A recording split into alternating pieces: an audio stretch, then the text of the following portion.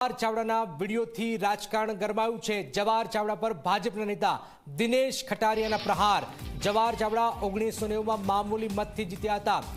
ખટારિયાએ વાત કરી છે 98માં જવાહરભાઈ હારનો સામનો કર્યો। કોંગ્રેસમાં અનેકવાર પક્ષ વિરોધી પ્રવૃત્તિ કરી છે। 19માં ભાજપમાંથી નજીવા મતથી જીત્યા હતા।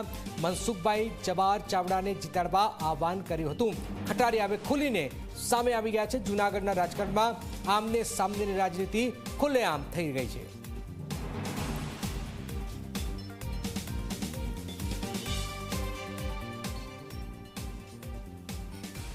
આપણે 1995માં જવાહરભાઈ ચાવડા તરીકે રતિભાઈ સુરેજા અમે કારમી હાર વ્યક્ત થઈ આપની।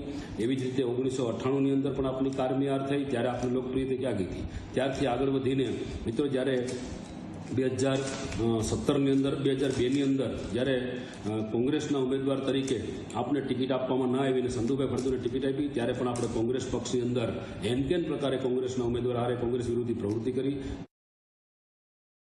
આપણે 2017ની અંદર વિજેતા થયા। સારા મત મળ્યા પાટીદાર આંદોલનના કારણે, જેથી આપણે એવો અહમ ગવાનો કે હું સૌતો જ આ વિસ્તાર છે, એટલા માટે આપ અંદરથી જે અહમ હતો આપનો અહંકારના કારણે આપને 2019ની અંદર ભારતીય જનતા પક્ષમાં પ્રવેશ કર્યો। ત્યારે કોઈ કાર્યકર્તાને પૂછીને ભાજપમાં નથી।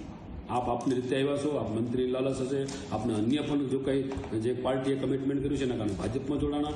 આ જ મનસુખભાઈ માંડવીયાએ આપના માટે જૂનાગઢની અંદર મિટિંગ બોલાવી અને મિટિંગની અંદર એવું કહેવામાં આવ્યું કે જ્યારે આ પ્રદેશનો નિર્ણય છે આપણે જવાહરભાઈને ખૂબ જંગી બહુમતી છૂટાવવાના છે, ત્યારે તમામ કાર્યકર્તાએ આપણે છૂટાવવા માટે રાત દિવસ મહેનત કરી। અને